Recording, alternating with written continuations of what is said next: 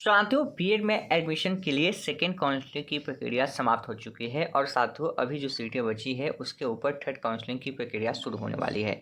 अभी कितनी सीटें बची है इसकी जानकारी हम आपको इस वीडियो के माध्यम से देने वाले हैं और साथ ही जो थर्ड कटअप लिस्ट जारी होगा वह कब तक होगा, इस बार कटअप के ऊपर क्या प्रभाव पड़ेगा, इन सभी चीज़ों के ऊपर हम इस वीडियो में बात करने वाले हैं। तो वीडियो को आप लास्ट तक जरूर देखें। वीडियो शुरू करने से पहले मैं आपसे एक छोटा सा रिक्वेस्ट करना चाहूँगा कि आप अभी तक इस चैनल पर नए हैं तो आप इस चैनल को सब्सक्राइब कर ले और बेल आइकन को दबा दें ताकि ऐसे ही लेटेस्ट वीडियो मिलता रहे। चलिए शुरू करते हैं। साथियों वीडियो के डिस्क्रिप्शन में आपको व्हाट्सएप ग्रुप और टेलीग्राम चैनल का लिंक मिलेगा, आप उसे जरूर ज्वाइन कीजिएगा ताकि आगे की अपडेट भी आपको वहां पे मिलती रहे। चलिए शुरू करते हैं और देखते हैं कि आज की अपडेट क्या निकल के आई है आपकी थर्ड काउंसलिंग से संबंधित। जैसा आप अपने स्क्रीन पे देख पा रहे होंगे कि सीटी बीएड यानी कि थर्ड राउंड का 31 अगस्त से 7 सितंबर के बीच में होगा नामांकन। पहले फर्स्ट मेरिट लिस्ट आई, उसके बाद सेकंड मेरिट लिस्ट आई, उसके बाद यह बातें हो रही थी कि थर्ड मेरिट लिस्ट ना के स्पॉट राउंड की प्रक्रिया शुरू होगी, लेकिन अचानक से बीच में ही थर्ड काउंसलिंग को क्यों लाना पड़ा, इस न्यूज़ के माध्यम से हम लोग इसको समझने का प्रयास करेंगे। देखिए सेकेंड राउंड के बाद भी 10,000 सीटें खाली रह गई, यानी कि सेकेंड राउंड की प्रक्रिया आपकी खत्म हो गई कल 27 अगस्त को। इसके बाद भी 10,000 से अधिक सीटें जो है बीएड में एडमिशन के लिए अभी भी खाली रह गई और इसीलिए 29 को जारी होगा थर्ड मेरिट लिस्ट, यानी कि कल जो है तीसरा मेरिट लिस्ट जारी होगा। अब आप लोग कहेंगे कि सर थर्ड मेरिट लिस्ट का अगर हम इंतजार कर रहे हैं तो हमें क्या करना होगा? आपको कुछ नहीं करना होगा। कल जब दोपहर में यानी कि थर्ड मेरिट लिस्ट लेटना मिथिला यूनिवर्सिटी की ओर से जारी किया जाएगा तो बस आपको क्या करना है, अपना यूजर नेम पासवर्ड से लॉगिन करके वहाँ पे आपको कॉलेज डिटेल्स चेक करना है कि आपको कॉलेज मिला है कि नहीं। जैसे आपको कॉलेज मिल जाएगा यानी कॉलेज आपको अलॉटमेंट हो जाएगा, उसके बाद आप पेमेंट कर सकते हैं। आप जो है 30 अगस्त से आप पेमेंट की प्रक्रिया कर सकते हैं और 6 अगस्त तक आप पेमेंट करेंगे, यानी 3,000 रुपये पेमेंट जो करना है, जो पेमेंट करके आपको कॉलेज बुक करना है, वह प्रक्रिया आप 30 अगस्त से लेकर 6 सितंबर तक कर सकते हैं। वही एडमिशन की बात करें तो 7 सितंबर तक आप एडमिशन ले सकते हैं। 31 से लेकर 7 के बीच में कभी भी आप अपना एडमिशन उस कॉलेज में जाके ले सकते हैं। अब इसमें कटअप के ऊपर भी गिरावट आएगी, लेकिन उसके पहले हम लोग इस न्यूज़ को पूरा कवर करते हैं, फिर बात करेंगे। बिहार राज्य बीएड संयुक्त प्रवेश परीक्षा यानी कि सीईटी बीएड 2024 के अनुसार नोडल संस्थान ललित नारायण मिथिला यूनिवर्सिटी के द्वारा नामांकन प्रक्रिया ऑनलाइन की जा रही है।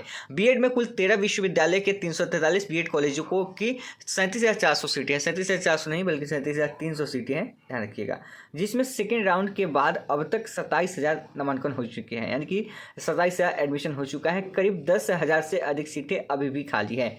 पहले थर्ड राउंड पर विचार नहीं किया जा रहा था, यानी इसके पहले देखिए जो तीसरा राउंड है उसके ऊपर विचार नहीं किया जा रहा था और पिछले वर्ष भी दो ही राउंड के बाद स्पॉट राउंड की प्रक्रिया शुरू हुआ था। देखिए इस बार जो है थर्ड काउंसलिंग की प्रक्रिया शुरू हुई है। एलन 2020 से एग्जाम को कंडक्ट करवा रही है, तो 2020 में क्या था, थर्ड राउंड हुआ था, 21 में हुआ था, लेकिन उसके बाद 22-23 में थर्ड राउंड की प्रक्रिया नहीं हुई थी क्योंकि वहाँ पे सीटें ऐसे ही फुल हो रही थी और यहाँ पे सीटें नहीं फुल होने की वजह से यहाँ पे तीसरे राउंड की प्रक्रिया जो है यहाँ पे शुरू की गई है, इसीलिए शुरू किया गया है, नहीं तो डायरेक्ट आपका स्पॉट राउंड की प्रक्रिया शुरू होता है। लेकिन सेकेंड राउंड में नामांकन की रफ्तार थोड़ी धीमी हो जाने की वजह से अब थर्ड राउंड नामांकन भी होगा, तीसरा मेरिट लिस्ट भी आएगा और 29 अगस्त को थर्ड मेरिट लिस्ट जारी होगी। उसके बाद भी अगर सीटें खाली रही और ज़रूरत पड़ी तो स्पॉट राउंड भी होगा, यानी आप सब इंतजार कर रहे होंगे कि स्पॉट राउंड होगा कि नहीं होगा, तो स्पॉट राउंड भी होगा क्योंकि इसके बाद भी अगर सीटें खाली रहती है तो जाहिर सी बात है कि क्या होगा, स्पॉट राउंड की प्रक्रिया यहाँ पे आपको देखने को मिलेगी। आगे देखिए थर्ड मेरिट लिस्ट के अनुसार नामांकन 31 अगस्त से 7 सितंबर के बीच होगा। सीटी बीएड के नोडल ऑफिसर अशोक कुमार मेहता ने बताया कि दूसरी सूची में 18,521 अभ्यर्थियों में 18,348 सीटों पे अभ्यर्थी आवंटित किए गए थे। इसमें करीब 9,000 अभ्यर्थियों का नामांकन हुआ है, यानी कि आप देखेंगे कि जो रेशियो है, जितना कॉलेज छात्रों के अलॉट हो रहा है उसमें से 50% बच्चे ही एडमिशन ले रहे हैं। अब देखिए क्या होता है, आगे क्या अपडेट आती है। आगे मान लीजिए कि 15,000 फिर से अगर यहाँ पे आता है, 15,000 बच्चों को फिर से कॉलेज अलॉटमेंट लिस्ट जारी किया जाता है, तो जाहिर सी बात है इसमें भी 7 से 7,500 8,000 तक एडमिशन होगा और जो बची सीटें रह जाएगी 2,000 4,000, उसके लिए क्या होगा, आपका स्पॉट एडमिशन की प्रक्रिया यहाँ पे शुरू होने वाली है, ध्यान रखिएगा इसके बाद भी। और स्पॉट एडमिशन की प्रक्रिया कब से शुरू होगी, तो जैसे ही 7 सितंबर आपका थर्ड मेरिट लिस्ट का डेट खत्म होगा उसके बाद, यानी कि 8 सितंबर से यह प्रक्रिया आपकी शुरू हो जाएगी।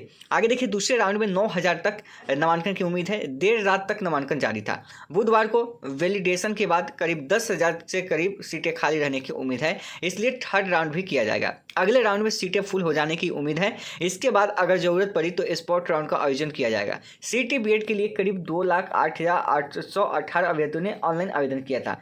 इसलिए नामांकन में सीटें फुल हो जाएगी ऐसी उम्मीद है। देखिए नामांकन से मतलब नहीं है कि कितने ने यहाँ पे कितने ने फॉर्म अप्लाई किया था, मतलब इस चीज़ से होता है कि रजिस्ट्रेशन कितने छात्रों ने किया था। तो रजिस्ट्रेशन आपने 1 लाख से भी कम छात्रों ने किया था, ठीक है। उसकी डिटेल्स वीडियो भी हम आपके सामने लेके रख देंगे, ठीक है। अब आपको करना क्या है, यानी कि कल जब आपकी मेरिट लिस्ट आएगी, ठीक है। अब बहुत लोग होंगे कि सर मेरा नंबर कम है, तो नंबर कम है इसलिए आप सभी भी निश्चिंत रहें, क्योंकि कटअप आपकी कम जाने वाली है। कटअप इसलिए कम जाने वाली है क्योंकि सीटें फुल हो नहीं रही है। तो कटअप को डाउन करके ही क्या किया जाता है, आपको कॉलेज अलॉटमेंट जारी किया जाएगा और उसके आधार पर जाहिर सी बात है कि कटअप आपके नीचे चली जाएगी। देखिए हर कॉलेज का कटअप आपका अलग अलग होता है, मैंने पहले भी आपको बताया है। लेकिन कहीं 50 जाएगा कटअप, कहीं 55 जाएगा, कहीं 60 चला जाएगा, कहीं 45 जाएगा, कहीं 40 जाएगा। तो इसलिए आप सभी ज़्यादा परेशान ना हो, कल तक का वेट कीजिए। कल आपका जो मेरिट लिस्ट है वो भी आपके सामने आ जाएगा और उम्मीद है कि जितने भी लोगों को फर्स्ट सेकंड काउंसलिंग में कोई भी कॉलेज नहीं मिला है, उनको थर्ड काउंसलिंग के तहत कोई ना कोई कॉलेज जो है अलॉटमेंट लिस्ट में आ जाएगा उनका नाम। और ध्यान रखिए, जो फर्स्ट मेरिट लिस्ट के आधार पर एडमिशन नहीं लिए हैं या सेकेंड मेरिट लिस्ट में नाम आने के बाद भी एडमिशन नहीं लिए हैं, तो उनके लिए अभी कोई ऑप्शन निकल के नहीं आया है। आप सभी को अभी भी इंतजार करना होगा। आप सभी के लिए बस एक ही ऑप्शन हो सकता है और वो हो सकता है स्पॉट काउंट की प्रक्रिया। स्पॉट काउंट में आपको जो है मौका मिल सकता है, इस बात का आपको ध्यान में रखना है। इससे पहले आपके पास कोई दूसरा ऑप्शन नहीं है जहां से आप अपना एडमिशन जो है ले सकते हैं। अब आपके सवाल ये भी होंगे कि क्या सर गवर्नमेंट कॉलेज भी थर्ड काउंसलिंग के तहत मिलेगी?